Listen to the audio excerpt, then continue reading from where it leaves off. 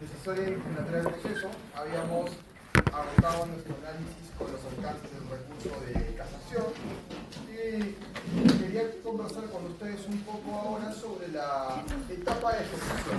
¿De acuerdo? La etapa de ejecución puede manifestarse de dos formas en realidad, o a través de un proceso independiente o como una etapa dentro de un determinado proceso. ¿De acuerdo? ¿En qué casos la ejecución se manifiesta como un proceso independiente? En aquellos casos donde cuentas con un título de ejecución que ya contiene el reconocimiento y la declaración de un derecho, no obstante necesitas de la autoridad judicial para que el derecho que está reconocido en ese título pueda ejecutarse. ¿De acuerdo? Y en este sentido, si nosotros revisamos dentro de la nueva ley procesal del trabajo cuáles son los títulos de ejecución o los títulos ejecutivos. De hecho, antes había una diferencia entre títulos de ejecución y título ejecutivo. Hoy en día se les trata como sinónimos. Pues nosotros encontramos que el primer título ejecutivo que me habilita a abrir la etapa de ejecución o un proceso de ejecución es la resolución judicial firme. ¿De acuerdo? Sin embargo, deben tomar en consideración que las resoluciones judiciales firmes se ejecutan en el mismo proceso. No necesitas iniciar un nuevo proceso. Antiguamente era así. Antiguamente el juez terminaba su trabajo con la sentencia y si tú querías ejecutar esa sentencia tenías que iniciar un proceso de ejecución de esa sentencia. No tenía en realidad gran sentido porque generaba más carga procesal por algo que se podía ejecutar como una etapa más del proceso. Y por tanto, las resoluciones judiciales firmes se van a ejecutar dentro del mismo proceso. Por tanto, digamos, una vez que el proceso entre en su etapa de ejecución, incluso con una casación interpuesta, como vimos el miércoles pasado, se va a poder solicitar al juez que conoció de la demanda que proceda con la ejecución de la misma. ¿Ya? ¿Y cómo se ejecuta? Eventualmente disponiendo las medidas coercitivas que él considere con el propósito de que esto pueda cumplirse, ¿no? Incluso puede dar inicio a una etapa de ejecución forzada, o puede eventualmente trabar algunas medidas cautelares en esta etapa, o incluso puede multar o llegar a remitir cortes al Ministerio Público en caso, digamos, alguna parte resiste el cumplimiento. De esto conversamos ahora en unos minutos también. Pero nosotros también encontramos como un título de ejecución los laudos arbitrales. ¿Por qué? Porque si bien los laudos arbitrales le pertenecen evidentemente al mundo del arbitraje, los árbitros tienen muchas facultades, pero no tienen facultades coercitivas, no tienen facultades para ejecutar sus propias decisiones, ¿no? De hecho, por ejemplo, hoy se reconoce pacíficamente de que los árbitros tienen eventualmente o ejercen una función jurisdiccional. Pero una de las grandes críticas que les hacen quienes consideran que los árbitros no ejercen función jurisdiccional tiene que ver precisamente con el hecho de que no tienen facultades de ejecutar sus propias decisiones, ¿no? Dice, oye, sí, pero todos los que ejercen jurisdicción tienen notio, vocatio, ¿no? Coercio, exclusio, ¿no? Jurisdicción, que es algo que seguramente han estudiado en TGP, pero los árbitros no tienen coercio, ¿no? Si no tienen un elemento de la jurisdicción, ¿por qué tendría que ser jurisdicción? Hoy en día eso está superado también, pero lo que quiero que tomen en consideración es que los árbitros no tienen facultad de ejecución. Y por tanto, si necesitas ejecutar un laudo arbitral, vas a tener que ir al Poder Judicial, incluyendo los laudos arbitrales económicos, o sea, aquellos que han reemplazado un convenio colectivo. O sea, si en la parte, digamos, vencida por el arbitraje colectivo no quiere cumplir, vas a tener que ir a un proceso judicial de ejecución del laudo arbitral. ¿Ya? En cambio, fíjense en algo, un convenio colectivo no tiene mérito ejecutivo, no es un título ejecutivo. Tendrías que demandar el cumplimiento del convenio colectivo, ¿de acuerdo? Pero un laudo arbitral sí tiene mérito ejecutivo. En tercer lugar, las resoluciones de la Autoridad Administrativa de Trabajo, sean de SUNAFIL o sean del Ministerio, que reconozcan obligaciones del administrador, ¿ya? También se pueden ejecutar directamente a través de un proceso de ejecución. El documento privado que contenga alguna transacción extrajudicial, también. El acta de conciliación, ya sea que sea un acta de conciliación de un centro de conciliación privado, un centro de conciliación del Ministerio de Trabajo, normalmente son así. Pero nuevamente, el conciliador del Ministerio de Trabajo no va a tener facultades para poder ejecutar sus propias decisiones. ¿De acuerdo? Y también entran como títulos ejecutivos la liquidación de cobranza de aportes previsionales al sistema privado de pensiones. Si recuerdan, al inicio de esta fase, cuando yo les explicaba que los jueces de paz letrado laboral tienen competencia para poder conocer las demandas de cobranzas de aportes previsionales al sistema privado de pensiones a través del proceso de ejecución, sin importar la cuantía, ¿no? Donde la liquidación que hace la AFP, lo que le están debiendo, se convierte en el título ejecutivo. ¿Estamos? Ahora, de todas estas, ¿cuáles se ejecutan en el mismo proceso? Ciertamente la resolución judicial firme, pero también el acta de conciliación judicial. Porque recuerden que el proceso laboral puede concluir con una conciliación, ¿no es cierto? El proceso laboral puede concluir con una conciliación en la audiencia de conciliación o en un momento posterior, pero si no cumples, la ejecución de esa conciliación se va a hacer en el mismo proceso. Todo lo demás va a requerir eventualmente un nuevo proceso. ¿De acuerdo? Ahora, ¿qué hay de oralidad en el proceso de ejecución? De oralidad en el proceso de ejecución no hay absolutamente nada. Nada. Es más, la nueva ley procesal del trabajo no regula el trámite del proceso de ejecución. Se remite al Código Procesal Civil. De hecho, les adelanto que la nueva ley procesal del trabajo solamente regula 3 procesos o 3 vías procedimentales: el proceso ordinario laboral, el abreviado laboral y el proceso de impugnación de laudos arbitrales económicos, que todavía no hemos visto, pero todo lo demás es una remisión al Código Procesal Civil. Y el proceso de ejecución es el caso típico de remisión al Código Procesal Civil. Por tanto, si yo quiero saber cómo es el trámite que debo seguir para ejecutar un título ejecutivo en un proceso laboral, tendría que revisar el Código Procesal Civil. Claro, ojo que los procesos de ejecución van a ser de competencia de los juzgados especializados de trabajo o los juzgados de paz letrado laborales, dependiendo de la cuantía de lo que se demande, ¿no? Ya saben, si la cuantía no supera las 70 URPs, van a la competencia del juez de paz letrado laboral. Si la cuantía supera las 70 URPs, van a la competencia del juez especializado de trabajo, ¿no?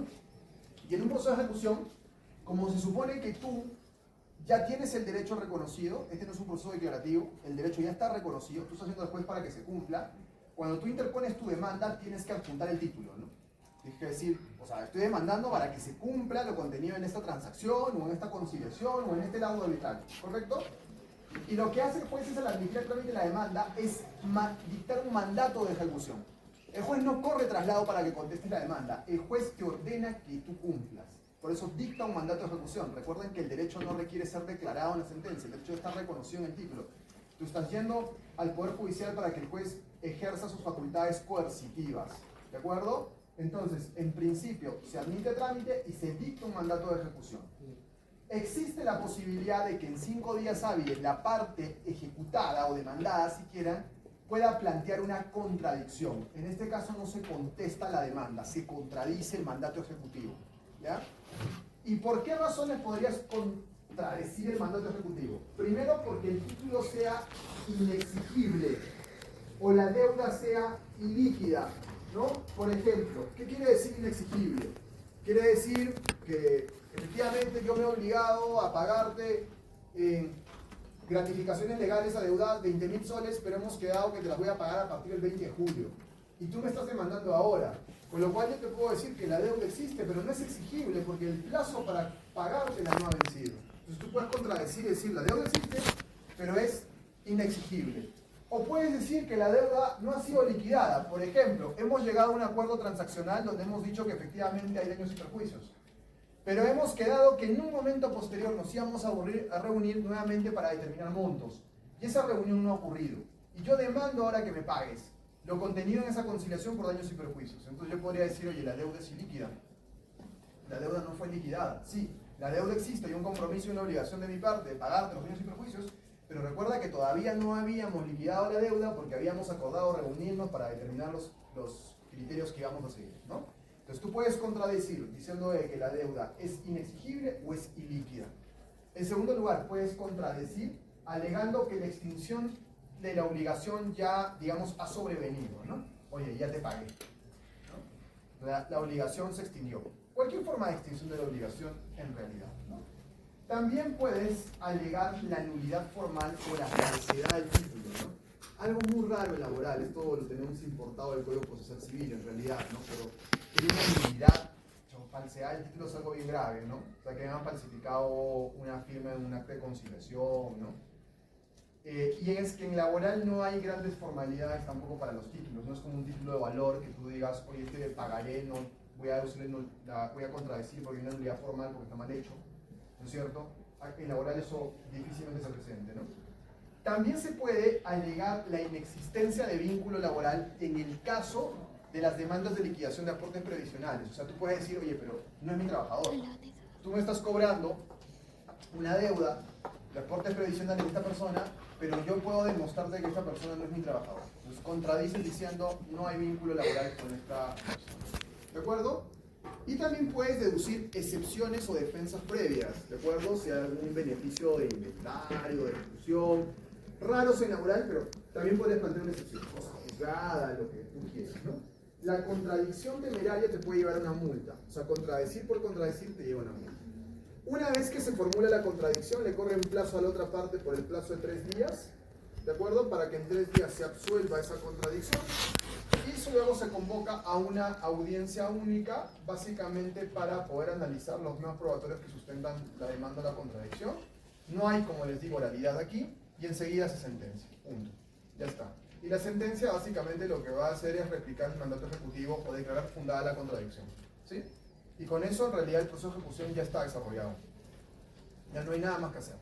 Y como les digo, tanto en el caso de las ejecuciones de resoluciones judiciales, como en las conciliaciones acordadas en el marco del proceso laboral, esas se ejecutan en el mismo proceso.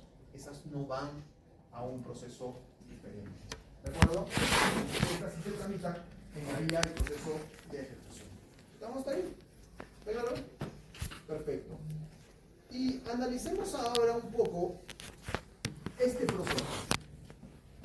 El proceso impugnativo de laudos arbitrales económicos, ¿ya? Fíjense, hemos analizado el proceso ordinario laboral, el abreviado laboral, el proceso de ejecución. Vamos a analizar ahora el proceso impugnativo de laudos arbitrales económicos.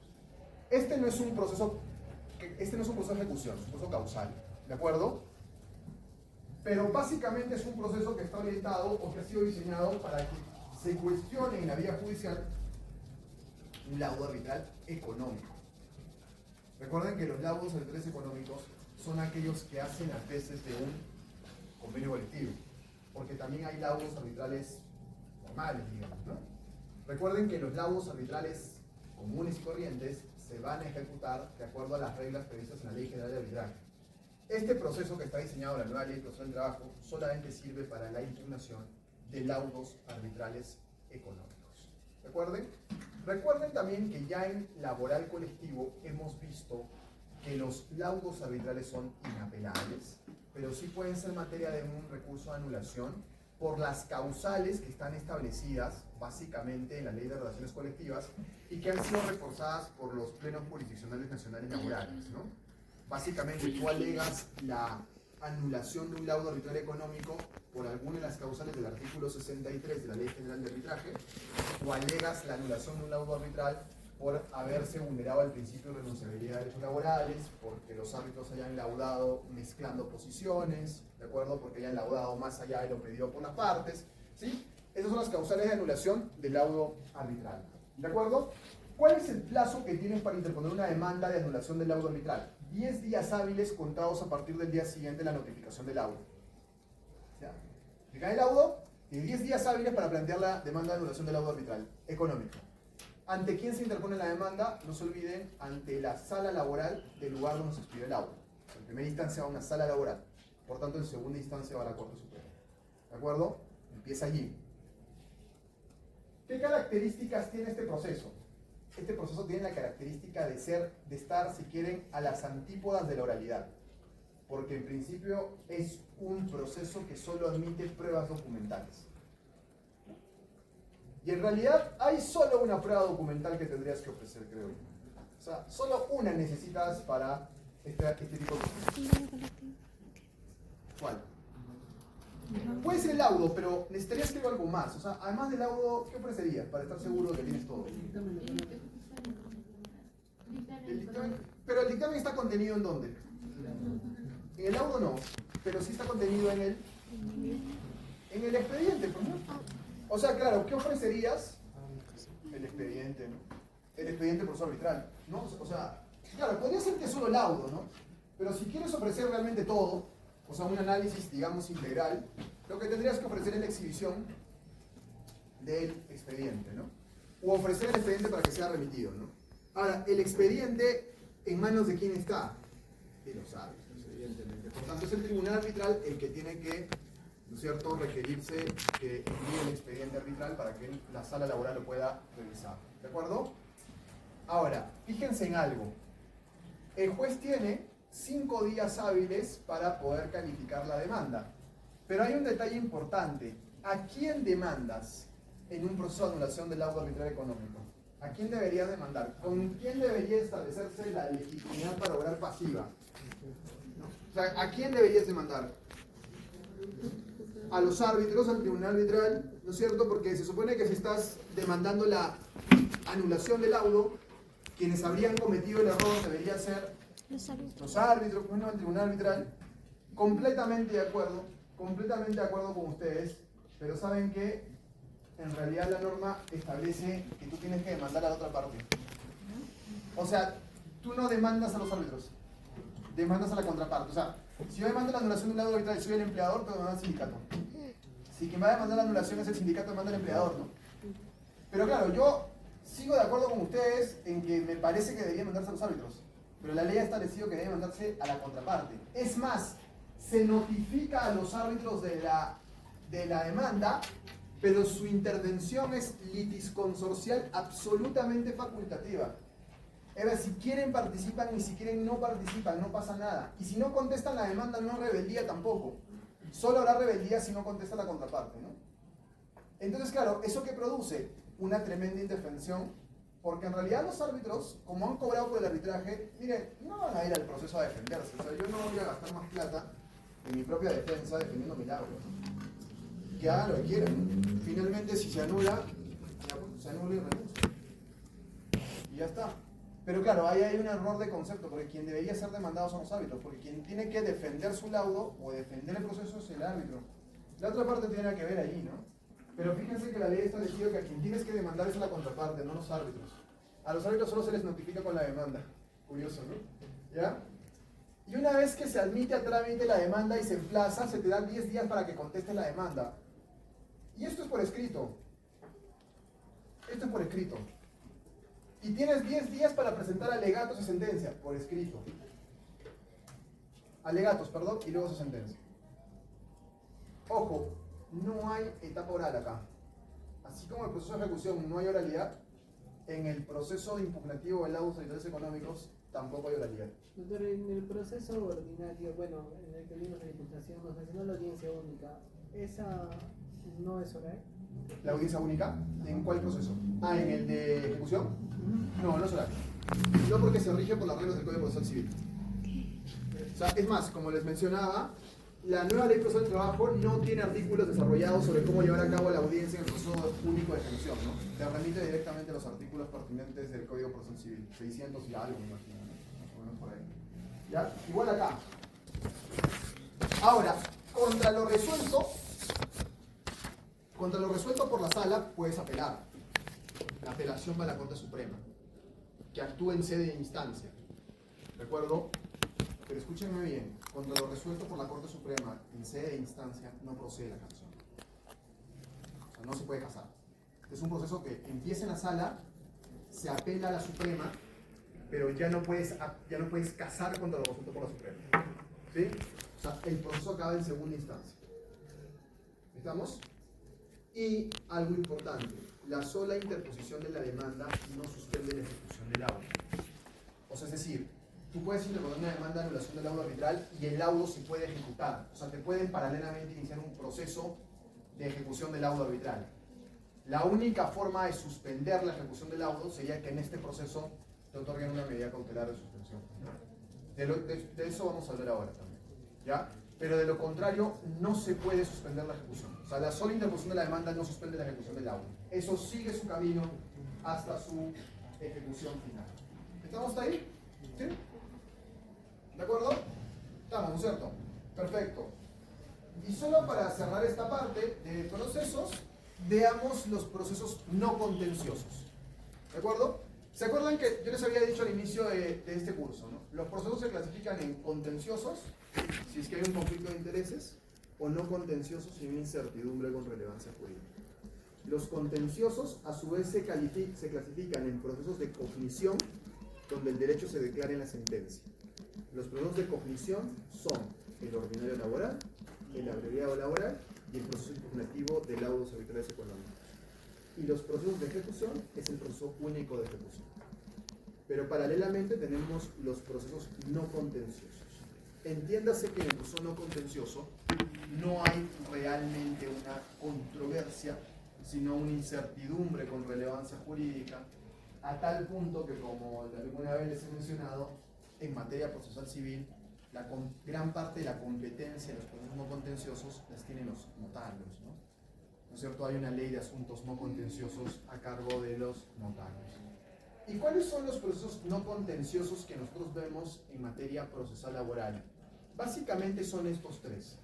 Son estas tres pretensiones no contenciosas que aparecen en la nueva ley procesal del trabajo. La primera es el pago por consignación u ofrecimiento judicial de pago. ¿Cuándo se presenta esta pretensión, no? Como saben, los empleadores tienen 48 horas para pagar los beneficios sociales a un trabajador una vez extinguido el vínculo laboral. Pero muchas veces los empleadores enfrentan el problema que los trabajadores no vienen a cobrar sus beneficios por N motivos, o porque van a demandar, o porque se les olvidó, o porque les llegó. Por cualquier razón puede ser que se pasen esas 48 horas y los trabajadores no vengan a cobrar. Entonces, en el supuesto que tuvieses una inspección de la autoridad inspectiva, o sea, de SUNAFIL, y tú dices a SUNAFIL, esta persona cesó, pero no ha venido a cobrar, SUNAFIL igual te multa. Pero SUNAFIL dice, oye, pero la única forma que tú tienes para probar que has intentado y agotado, digamos, tus esfuerzos para pagar esto es a través de una demanda judicial de ofrecimiento, ¿no? De pago, o sea, un pago por consignación. Entonces, claro, en este tipo de procesos, ¿qué hacemos normalmente? ¿Qué me dice la práctica, no? La práctica me dice que si el trabajador no ha venido a cobrar 2 o 3 días, pero no pasa nada. Es más, yo le digo a mi cliente, deposítalos en su cuenta de haberes y ya está. Y los documentos de cese, mándaselos a su casa. Yo no creo que haya problema. Pero si tú hueles problemas, hueles una demanda, mejor consigna. Y cuando se consigna, no solo se consigna dinero, se consignan también documentos. Por ejemplo, ¿qué consignas? El certificado de trabajo. Porque recuerden que todos los empleadores tienen que entregar un certificado de trabajo. Consignas el certificado de trabajo. Consignas a veces la carta liberatoria de la compensación por tiempo de servicios. Consignas la hoja de liquidación, ¿no? La que contiene el cálculo y liquidación de los beneficios. Eso también se consigna. ¿Y cómo se consigna la plata? ¿No? Recuerden que la consignación se hace a nombre del juzgado, no hace a nombre de la persona. Tú no consignas un cheque, tú no se te ocurra meter un cheque al juzgado. El juzgado no va a hacer nada con ese cheque, ¿sí? La práctica, porque esto es algo que se aprende en la práctica, les va a enseñar que lo que tú tienes que hacer es llevar tu plata al Banco de la Nación, ¿cierto? El Banco de la Nación, voy a hacer una consignación a nombre del juzgado de paz de trabajo laboral, que es el único que conoce los no contenciosos, ¿de acuerdo? Das el monto, das el demandante y el demandante en este caso es el empleador, el demandado es el trabajador, y ellos te dan un cupón, que ahora es electrónico también, y ese cupón lo ingresas con tu demanda. Entonces, cuando el juez le pague al trabajador, lo que va a hacer es endosarle ese cupón. Pero no es que tú le pagues dinero a nombre del juzgado, ni que des un cheque y el cheque está metido ahí en el expediente. No. Cuando tú consignas dinero se hace de esa manera, se hace siempre a través del Banco de la Nación a nombre del juzgado, en este caso el juzgado de paz letrado. Quien endosa es el juzgado de paz letrado, ¿de acuerdo? ¿Sí? Hay un trámite para eso siempre, ¿no? Oye, y si es un montón de plata, porque de repente, no sé, pues vas a consignar $100,000, que vas con $100,000 en efectivo al Banco de la Nación, no. Pero puedes llevar un cheque de gerencia a nombre del Banco de la Nación. Pero sí tienes que ir con la plata al Banco de la Nación. Tienes que ir con la plata, o sea, por el cheque en este caso, y el Banco de la Nación lo va, digamos, a ingresar a nombre del juzgado y te va a dar a ti el cupón. ¿Ya? ¿Y qué pasa en estos casos, no? Cuando se admite el trámite de la demanda de pago por consignación, el juzgado de paz letrado le corre traslado a la parte emplazada y tú puedes hacer lo siguiente, ¿no? Darte por notificado y decir, ok, endósame el cupón y dame mi plata. El juzgado lo hace de inmediato. ¿sí? O puedes contradecir el mandato, puedes contradecir el efecto cancelatorio, puedes decir, oye, no pongo esto porque está mal calculado, qué sé yo, y el juzgado de paz letrado puede eventualmente analizar ese problema, ¿no? Oye, mira, el demandado dice que no eran 15.000 soles, sino eran 18.000, y él lo puede revisar y resolver en ese proceso. Pero ¿qué pasa, por ejemplo, si es que el emplazado, el trabajador, ¿no es cierto?, contradice el efecto cancelatorio diciendo, oye, yo no voy a tocar esta plata porque yo voy a demandar a mi empleador por recálculo de horas extras y voy a demandarlo por despido, ¿no? Entonces, si tú contradices así, lo que hace el juez es suspender este proceso. Se llama reservar el efecto cancelatorio y dice, este proceso se queda acá, así como está, hasta que no se resuelva el proceso principal. O sea, si el juez huele problemas, o sea, huele que esto está vinculado a un conflicto mayor, él no va a seguir avanzando en el proceso de no contencioso, ¿no? Pues no va a declarar el efecto cancelatorio. En cambio, si es que eventualmente nadie se opone, el juez lo que hace es declarar el efecto cancelatorio. ¿Ya? Y dice, ojo, que el juez declara el efecto cancelatorio no afecta el principio de renunciabilidad, ¿verdad? Por si acaso.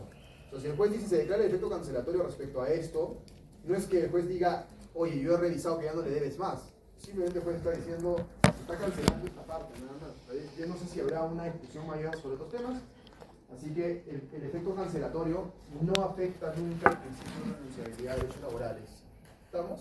¿Se entiende bien? ¿De acuerdo? De hecho, es el proceso más común de todos. ¿Ah? Los no contenciosos, que todos son competencia del juzgado de paz letrado, es el ofrecimiento judicial de pago o pago por consignación. Es el que más se usa. ¿De acuerdo? Pero también puede haber un segundo proceso no contencioso, que es la autorización judicial para ingresar al centro de trabajo. Esto requiere una breve explicación. A ver, ¿quién requiere ingresar al centro de trabajo normalmente? Es la inspección de trabajo, o sea, la autoridad inspectiva de trabajo, es decir, SUNAPIL, ¿no? Porque SUNAPIL tiene que constatar el cumplimiento de la normativa sociolaboral ingresando al centro de trabajo. ¿De acuerdo? Pero si nosotros nos remitimos a la Ley General de Inspección de Trabajo, nos vamos a encontrar de que el inspector de trabajo puede entrar a un centro de trabajo cuando le plazca, a la hora que quiera, en el momento que quiera. De hecho, un inspector de trabajo se podría presentar ahora mismo, pedir entrar y venir y preguntarme acá en mi clase y decirme cuánto ganas, ¿no? ¿Te han pagado tu gratificación? ¿Lo puede hacer? Sí. Impedir el ingreso de un inspector al centro de trabajo constituye una infracción muy grave, es una obstrucción a la actuación inspectiva muy grave. De hecho, cuando hay una inspección de trabajo, lo primero que le digo a mis clientes es déjalo entrar al inspector, déjalo que haga su trabajo. Porque si tú impides el ingreso, entonces vas a incurrir en una infracción. Él tiene que entrar a la hora que quiera, domingo, lunes, 11 de la noche, 10 de la mañana, 5 de la mañana, a la hora que quiera. ¿De acuerdo? No tiene ninguna limitación. Entonces, si es así, ¿por qué necesitamos una autorización judicial de ingreso al centro laboral que se tramita ante un juez de paz letrado en el proceso no contencioso? Básicamente por una razón. Los casos en los que el centro de trabajo sea además un domicilio. No es este caso. Pero ¿qué pasa, por ejemplo, como ya ha ocurrido, si SUNAPIL quiere ver un tema, por ejemplo, sobre todo trata de personas, ¿no? Y de repente, o sea, en el Chifa no encuentra a nadie. Pero la gente está en el segundo piso, en la casa, encerrada, sin DNI. Tiene que entrar allí. Y no puede entrar, tú no puedes entrar a un domicilio sin autorización judicial. Entonces puedes tramitar una autorización judicial de ingreso al centro de trabajo. El juez tiene 24 horas para resolverlo. Se la da y con eso la inspección de trabajo puede entrar al centro de trabajo. Solo en los casos que el centro de trabajo sea un domicilio. Si es cualquier otro centro de trabajo, SUNAPIL no requiere ninguna autorización. O sea, entra. Y el tercer proceso no contencioso que tenemos es básicamente la entrega de documentos. Como saben, el empleador tiene la obligación de entregar eventualmente documentación laboral al trabajador, como sus boletas, tiene la obligación de entregarte tu contrato de trabajo, tiene la obligación de entregarte liquidaciones, ¿no? Y si no quiere hacerlo, tú puedes venir al proceso laboral a hacerlo. Retención única, proceso no contencioso, que me entreguen mis documentos. Ahora, en la práctica ya casi nadie usa este proceso. No porque los empleadores ahora entreguen los documentos con mayor facilidad, sino porque en SUNAFIL tienes un procedimiento más rápido. En SUNAFIL tú vas y dices SUNAFIL, oye, el empleador no me quiere dar mi liquidación. Y SUNAFIL al toque abre una orden de inspección y te dice, si no le entregas su liquidación en 3 días, multa. Entonces, claro, mucho más sencillo que el proceso judicial. Porque el proceso judicial puede ser no contencioso, pero igual hay que interponer una demanda. El Poder Judicial tiene sus tiempos, ¿no? Si ustedes ya están haciendo sus prácticas litigando, metes tu demanda, son 2-3 semanas hasta que el juez califique la demanda, la puede quedar inadmisible, 3-4 semanas más, ¿no? Hasta que la admita, corre traslado, notifique. Entonces, en buena cuenta, esto te puede demorar la vida entera. Entonces, vamos, a veces tienes que buscar vías más rápidas, ¿no? Por eso los trabajadores prefieren, muchas veces, por ejemplo, esta a través de SUNAFIL, ¿no? Es más, hay trabajadores que te dicen, por favor, no me consignen mis beneficios porque me perjudicas, hasta que yo me apersone el proceso, el juez me tenga por apersonado, me endose el cupón, tenga que ir a recoger el cupón, ir al Banco de la Nación, cobrarlo, mejor dame la plata, ¿no? O sea, depende un poco cuál sea la situación. Normalmente, como yo les había anticipado, los procesos no contenciosos de consignación se dan cuando hay un escenario de conflicto. O sea, cuando ya tú hueles que va a haber una demanda por ahí, ¿no?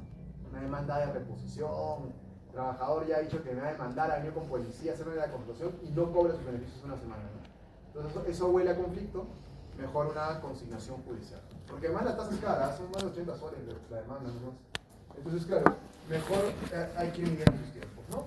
Pero fíjense que con eso nosotros tenemos básicamente cubiertos todos los tipos de procesos que nos encontramos dentro de la nueva ley procesal del trabajo, que son, como les digo, los procesos de ordinario laboral, abreviado laboral, impugnativo de laudos habituales económicos, de ejecución y no contencioso.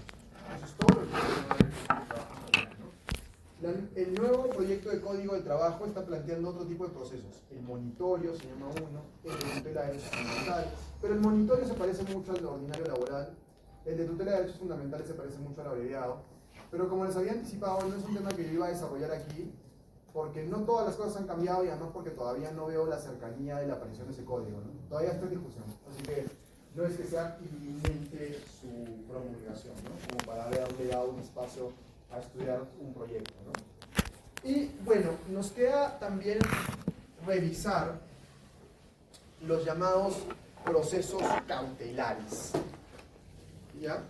A ver, el proceso cautelar, el principio, no tiene un fin en sí mismo, ¿no? O sea, el proceso cautelar no busca ni resolver un conflicto de intereses, ni resolver una incertidumbre con relevancia jurídica. O sea, no ese es el objeto del proceso cautelar.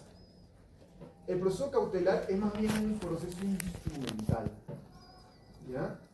Que lo que busca es asegurar el resultado de la decisión definitiva que vaya a recaer en un proceso, con el propósito de que cuando llegue la sentencia no sea pues una victoria pírrica o no se haya convertido en una sentencia netamente declarativa, ¿no? ¿De qué me sirve, por ejemplo, ganar un proceso de reposición que me toma 4 años? De acá a 4 años estaré muerto, pues si en 4 años no he logrado ganar un solo sol, ¿no? Pero yo necesito seguir trabajando, ¿no? Y si no tengo trabajo, 4 años no te aguanto un juicio, son, ¿no?, 48 meses sin ganar un sueldo, un poco complicado, ¿no? Entonces, claro, necesitamos en ciertas circunstancias que el resultado de la decisión definitiva quede asegurado. Y para eso utilizamos el proceso cautelado, ¿no? A veces siempre decimos que hacer las cosas bien no significa necesariamente hacerlas rápido. A veces para hacer las cosas bien hay que tomarse un tiempo, no demasiado tiempo, pero como la rapidez a veces choca con la necesidad de hacer las cosas bien, aparece el proceso cautelar como un catalizador, digamos, ¿no? Que te puede ayudar a, digamos, que ambos temas conversen, ¿no? La necesidad de obtener un resultado rápido, pero al mismo tiempo la necesidad de que ese resultado pues sea de alguna manera eficaz o satisfactorio. ¿Ya? Y en este sentido, el proceso cautelar siempre tiene algunas características que hay que recordar. La primera es que toda medida cautelar es provisional, es decir, es solamente, digamos, una medida instrumental que se utiliza en tanto y en cuanto no hay una sentencia definitiva en el proceso. Por eso es provisional. ¿De acuerdo? Una medida cautelar nunca es definitiva. Lo definitivo es básicamente la sentencia. Pero una medida cautelar es siempre provisional. ¿De acuerdo? Está supeditada a que luego en su momento hay una sentencia. En segundo lugar, es instrumental. Porque como les acabo de decir, no tiene un fin en sí mismo. La medida cautelar no va a resolver un problema. La medida cautelar lo que va a hacer es asegurar el resultado definitivo, digamos, de la decisión. Una medida cautelar también es variable. ¿Y por qué es variable?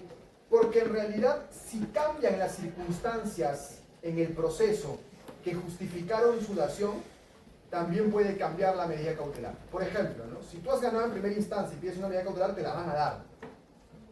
Pero luego si pierdes, tu situación en el proceso va a cambiar. Y la medida cautelar va a cambiar también. Porque recuerden que la medida cautelar requiere siempre que haya cierto grado de verosimilitud del derecho que invocas, con lo cual, si tu verosimilitud en el proceso cambia, o tu necesidad en el proceso cambia, la medida cautelar va a cambiar también. Y algo importantísimo, toda medida cautelar siempre importa un prejuzgamiento, porque el juez para adelantarte, para darte una medida cautelar, tiene que de alguna manera formarse la idea de que podrías obtener un resultado favorable. Nunca te va a dar una medida cautelar si sabe que vas a perder. El juez te da una medida cautelar en la creencia de que existen, perdónenme, altas posibilidades de ganar. ¿Ya? Altas posibilidades de ganar. Eso se llama verosimilitud del derecho que invocas. Entonces, claro, solo si el juez advierte esa verosimilitud, te otorga la medida cautelar. Si no, no te la va a dar. Pero cuando te la da, el juez está adelantando opinión. O sea, está diciendo, es probable que ganes. Y como es probable que ganes, te voy a dar tu cautelar. Por eso es que toda medida cautelar importa siempre también un prejuzgamiento. ¿De acuerdo? Y a partir de aquí, nosotros podemos revisar cuáles son los requisitos de una medida cautelar. Cuando se pide una medida cautelar, ¿no? Lo primero que tú tienes que acreditarle a un juez es precisamente la verosimilitud del derecho que invocas. O sea, tú no puedes pedir una medida cautelar diciéndole al juez, oye, quiero una medida cautelar porque, bueno, si no voy a esperar los 4 años una sentencia, ¿no? Tienes que darle elementos suficientes que le hagan creer al juez que vas a ganar. Por ejemplo, ya la experiencia a mí me ha dicho que cuando un trabajador demanda, por ejemplo, una reposición porque está peleando un despido por falta grave, ¿no? O sea, le han imputado una falta grave, ¿no? Los jueces no suelen darte medidas cautelares hasta que no obtengas una sentencia favorable en primera instancia. O sea, cuando ven muchas pruebas, los jueces dicen, la verosimilitud es algo que no me voy a atrever a decir en este momento, ¿no? Pero, por ejemplo, cuando tú demandas una desnaturalización de contrato, donde el juez ve el contrato que está recontra desnaturalizado, solo tiene que ver la causa objetiva, las posibilidades de obtener una medida cautelar son altas, ¿no? Entonces, lo primero que hace el juez es verosimilitud del derecho que invocas. Y eso es algo que tú tienes que probarle, ¿no? O sea, tú tienes que darle al juez suficientes elementos como para que el juez diga, oye, sí, podría ser que tú ganes el proceso. ¿De acuerdo? Primero eso. Lo segundo es el peligro de la demora. Tú tienes que demostrar al juez que la demora en esperar una sentencia te puede perjudicar de manera irreparable, ¿no? Por ejemplo, no sé, pues la empresa ha empezado un proceso de liquidación o disolución. Claro, de pronto una medida cautelar de embargo en forma de retención podría ser interesante, ¿no es cierto? O eventualmente, pues no tengo trabajo en este momento y mis hijos tienen que ir a la universidad, están yendo al colegio, mira, la universidad me está cobrando la pensión, a mis hijos no los van a dejar entrar al examen, ¿no? ¿Los dejan entrar al examen este año, Pablo? ¿Normal? ¿Normal? Antes no dejaban, ¿no? Ya. Entonces, claro, si tú le acreditas eso, pues, te puede decir, oye, claro, tiene hijos, está yendo al colegio, está yendo a la universidad, no tiene trabajo. ¿Hay peligro de demora? Sí. ¿De acuerdo? El tercer requisito tiene que ver con la contracautela. La contracautela es la garantía que tú le das al juez de que si le causas un daño a la parte afectada por la medida cautelar, tú la vas a reparar. Y como saben, la contracautela en materia procesal civil normalmente es de dos clases, o sea, es una contracautela de naturaleza real o una personal, ¿no? Y la real normalmente hoy en día se traduce pues en una carta fianza, ¿no? La medida cautelar de naturaleza personal es básicamente lo que llamamos una caución juratoria, es una promesa de que vas a reparar el daño, ¿no? Bueno, desde ya déjenme decirles que los trabajadores solo les piden la caución juratoria, no les piden más. Y por otro lado, tienes que adecuar eventualmente tu medida a la pretensión que pretendas asegurar. ¿Ya? Y aquí es importante que recordemos los tipos de medidas cautelares que existen. La nueva ley procesal del trabajo nuevamente no lo regula, te remite directamente al Código Procesal Civil. ¿Qué establece el Código Procesal Civil? El Procesal Civil te dice, bueno, en principio hay medidas cautelares genéricas y medidas cautelares específicas. ¿De acuerdo? Las genéricas son aquellas que tienen un nombre, que básicamente son todas aquellas que podría darte sin necesidad de que sean, digamos, o estén específicamente reguladas, ¿ya?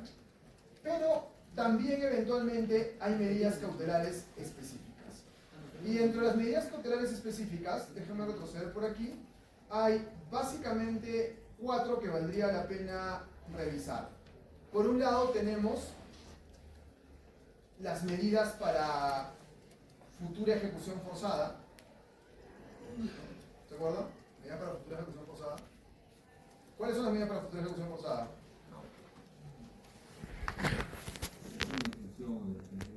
Ese es un tipo de medida para futura ejecución forzada. Pero hay medidas para futura ejecución forzada, son básicamente 3. El embargo, el secuestro y la anotación de la demanda. Claro, lo que tú me has planteado es un tipo de embargo, porque el embargo tiene embargo en forma de retención, embargo en forma de inscripción, embargo en forma de intervención en la administración, ¿no es cierto? Entonces, en principio tenemos, dentro de las medidas cautelares específicas, las medidas para futura ejecución forzada. Embargo, secuestro, que puede ser conservativo o judicial, y la anotación de la demanda, que es cuando vas a registros públicos y dices, oye, en este proceso, en este bien recae una demanda de X. ¿De acuerdo? Luego tenemos las medidas temporales sobre el fondo, como por ejemplo la asignación anticipada de alimentos. ¿No? La medida temporal sobre el fondo, o sea, te vas ya a lo que te van a dar en la sentencia, ¿no? En materia laboral vamos a ver que hay medidas temporales sobre el fondo, que están vinculadas básicamente a la asignación de la remuneración también. Y tenemos las que más se utilizan hoy en día, las medidas cautelares innovativas y las de no innovar, ¿no? Las innovativas, como saben, son las que buscan cambiar la situación de hecho que está vigente al momento de interponer la demanda. Las de no innovar mantienen el statu quo. Por ejemplo, ¿no? Si a mí me han dejado de renovar el contrato y voy a demandar la desnaturalización y quiero pedir vía medida cautelar una reposición, pediré una medida innovativa. ¿De acuerdo? Pero si, por ejemplo, soy un trabajador que he demandado con el vínculo laboral vigente la desnaturalización, pero mi contrato se va a acabar el 30 de junio, existe un riesgo enorme de que mi empleador no me lo renueve, debería pedir una medida cautelar de no innovar para que el contrato siga manteniendo su vigencia mientras demora la demanda de desnaturalización, ¿no? Entonces, en principio, en el proceso laboral se pueden pedir todas estas medidas cautelares, ¿no? Genéricas, específicas, dentro de las específicas, medidas para futura ejecución forzada, medidas temporales sobre el fondo, medidas de innovar y medidas de no innovar. ¿De acuerdo? Puedes pedir las que quieras. De hecho, antiguamente, con la antigua ley, solo podías pedir algunas medidas cautelares. Hoy día tú puedes pedir las que tú quieras. Puedes pedir la que tú quieras. Y tienes que acreditar todos los requisitos también, siempre. Y algo importante, en la antigua ley, que ya se derogó, solo se podían pedir medidas cautelares dentro del proceso. Hoy puedes pedir también medidas cautelares fuera del proceso. Recuerda que medidas cautelares fuera del proceso las pides antes de interponer tu demanda, ¿es cierto? Y si te las conceden, tienes 10 días hábiles para interponer tu demanda, porque si no, caduca de pleno derecho, ¿no? Tú puedes pedir una medida cautelar fuera del proceso de una sin ningún problema. Y puedes pedir cualquier medida cautelar que te plazca o que sientas que va a asegurar eventualmente tu derecho. Ahora, ¿cuáles son las medidas cautelares que se pueden especialmente pedir en el proceso laboral? Para los casos de despido nulo, la medida de reposición provisional, ¿no? Para dirigentes sindicales, trabajadores menores de edad, madres gestantes, personas con discapacidad, que estés gestionando la conformación de un sindicato, ¿no? ¿De acuerdo? Siempre y cuando el fundamento de tu demanda sea verosímil, es decir, siempre tienes que acreditar la verosimilitud. ¿Ya? Y existe una segunda medida cautelar que yo en realidad en la práctica nunca la he visto, porque me parece un poco peligrosa, que es la asignación provisional. O sea, puede ser que tú estés demandando la reposición, pero vía medida cautelar no quieras la reposición todavía. Es decir, ya, yo estoy demandando la reposición, pero yo no quiero que me repongan todavía. Sin embargo, quiero que me asignen mi sueldo. El problema es que si pierdes, tienes que devolver todo eso, y eso va contra tu CTS. El detalle es que actualmente igual la CTS está liberada, con lo cual la gente no tiene ni CTS, ¿no?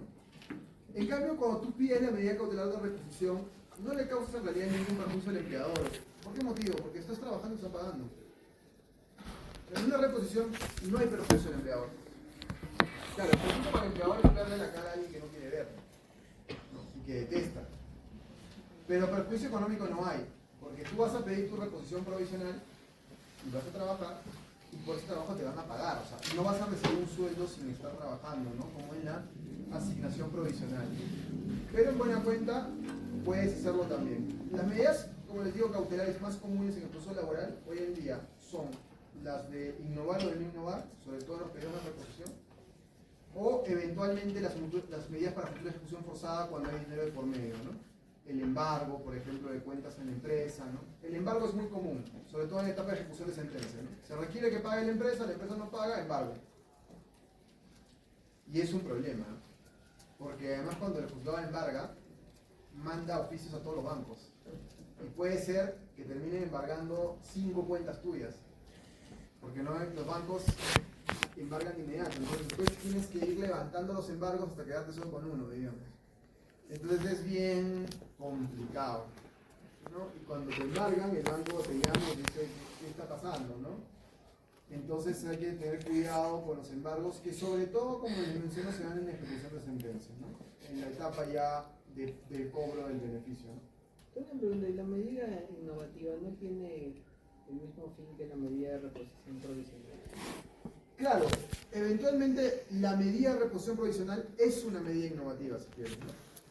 Digamos, es un tipo, si quieres, de medida innovativa, ¿no? La puedes plantear como tal. ¿Y qué medidas cautelares suele plantear el empleador, por ejemplo, ¿no? El empleador normalmente cuando te pide medidas cautelares para que no se cobre la multa, por ejemplo, es una FIL, ¿no? Porque, por ejemplo, la sola interposición de la demanda no suspende el cobro de la multa, es una FIL. No sé, pues una FIL te quiere cobrar medio millón de soles, entonces con una medida cautelar, digamos, innovativa, suspendes el cobro de la multa, ¿no? Ahora, los jueces laborales, como les digo, no te dan cautelares así nomás, ¿ah? No es que tú pidas tu cautelar y ya te la dan. Casi siempre los jueces tratan de aguardar una sentencia de primera instancia favorable. O sea, con la sentencia favorable de primera instancia los jueces piensan que ya tú tienes verosimilitud suficiente, ¿no? Ahora, ¿y qué pasa si gana en segunda instancia y la otra parte casa? ¿Necesita una medida cautelar? Como les dije la semana pasada, no. Porque la casación no suspende la ejecución. Entonces, cuando tú ya tienes una sentencia en segunda instancia a tu favor, ya no necesitas una cautelar. Lo que necesitas es iniciar la etapa de ejecución del proceso nada más. ¿Sí? No necesitas una cautelar. La cautelar la necesitas mientras no tengas una sentencia en segunda instancia, no hayas sido en sede casatoria. Pero ya en sede casatoria no necesitas una cautelar, necesitas ejecutar. ¿De acuerdo? Pero esas son las medidas cautelares que hay en la nueva ley. Ahora, ¿cómo se tramitan las medidas cautelares en la nueva ley procesal del trabajo? Igual que en el Código Procesal Civil. Es decir, las medidas cautelares, recuerden, se conceden sin conocimiento de la contraparte. ¿Ya? O sea, cuando tú pides una medida cautelar, no sé si lo han visto en la práctica, en principio te dan un código. Porque si tú buscas la medida cautelar en el C, no encuentras ese cuaderno. Tú entras al cuaderno, por ejemplo, y vas a encontrar en el C el cuaderno principal, pero no vas a encontrar un cuaderno cautelar. Si vas al juzgado a preguntar, te van a dar solo el cuaderno principal. Y si dices, quiero averiguar el estado de mi cuaderno cautelar, te van a decir, dame el código. solo con un código tú puedes acceder al cuaderno cautelar. ¿Cuál es el propósito? Que la otra parte no esté prevenida de que se está trabando una medida cautelar. Porque cuando tú pides una medida cautelar, el juez la califica y la concede sin conocimiento de la contraparte. ¿De acuerdo? Y solo te enteras cuando la medida cautelar ya ha sido concedida. Bien porque tú seas el afectado, que es lo que normalmente pasa, bien porque además de ser el afectado, eres el órgano de auxilio judicial. Por ejemplo, ¿no? El empleador, ¿quién tiene que responder al trabajador? El empleador. El empleador es el afectado, pero a su vez es el órgano de auxilio judicial, ¿no? Diferente a si vas a trabar un embargo, por ejemplo, ¿no? Porque el auxilio judicial va a ser el banco, pero el afectado va a ser el empleador, digamos, ¿no? Y en materia laboral, los demandados pueden oponerse a la medida cautelar. Puedes oponer. Ya concedida, te puedes oponer, pero solo si la has cumplido. O sea, si eventualmente yo me quiero oponer a la reposición de un trabajador, primero tengo que acreditar que el trabajador está repuesto. Cumplida la medida cautelar, te puedes oponer. ¿Ya? Y la resolución de oposición puede ser apelable, porque obviamente la oposición la resuelve el mismo juez y probablemente el mismo juez pues no vaya a cambiar de parecer, ¿no? O sea, si el juez ha concedido la medida cautelar, difícil que el oponente pues cambie de parecer. Probablemente declare infundada tu oposición y tengas que apelar. Pero por ejemplo en mi práctica, cuando un trabajador pide la reposición y por ejemplo ganó en primera instancia, ni siquiera nos molestamos. O sea, vas a perder en forma.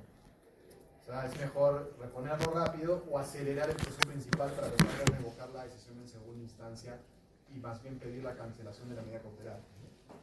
Porque si cambia la situación, ganó en primera instancia y perdió en segunda instancia, pues podrías pedir una cancelación de medida cautelar, ¿no? Que es lo que normalmente hacemos también, ¿no? O sea, por ejemplo, un trabajador nos pide la reposición vía medida cautelar porque ganó en primera instancia y tratamos de acelerar lo más que se pueda el proceso en segunda instancia antes de reponerlo provisionalmente, digamos, ¿no? Tratamos de ganar un poco de tiempo, si quieren. Pero no siempre se puede y hay que reponer al trabajador. Eso es lo que normalmente sucede con los procesos cautelares. Pero en materia laboral son bien importantes, como en cualquier proceso, ¿no? Porque los trabajadores están su trabajo, por tanto probablemente van a pedir su reposición o probablemente quieran pedir algún embargo de las cuentas del empleador normalmente. Por el lado del empleador, lo que normalmente pasa es el empleador pidiendo que se suspenda el cobro de una multa, es lo que normalmente pide el empleador, ¿no? Pero se atraviesa por todos los requisitos del proceso civil, digamos, que se aplica supletoriamente, ¿no? Si han revisado la nueva ley procesal del trabajo, se habrán dado cuenta, y espero que haya sido así, no supongo que lo necesitarán para su examen, se habrán dado cuenta que no es una ley muy larga, ¿no? Es más bien corta, y en muchos casos se remite siempre al Código Procesal Civil, ¿no? O sea, tanto es así que si saben procesal civil, procesal laboral, resulta medianamente sencillo, porque es un procesal civil con oralidad, si quieren, ¿no? Básicamente es eso, ¿no? Las etapas son exactamente las mismas, y los procesos son muy parecidos. Incluso con este proyecto de Código Procesal del Trabajo, la cosa es muy parecida. ¿De acuerdo? ¿Estamos ahí? Ya terminamos. Se acabó. Todo, al 100%. ¿Ah, sí? Y mañana el miércoles. Les ha gustado tanto que no se han dado cuenta que hemos terminado. Ya está, lo hemos acabado al 100%. ¿Ya? Eso es todo lo que tenemos previsto para el examen. Así que tienen, miren, mañana y tienen el miércoles para terminar bien su contestación de demanda, para hacer su audiencia y para preparar su examen, que debe ser en algún momento de la próxima semana. Todavía no tengo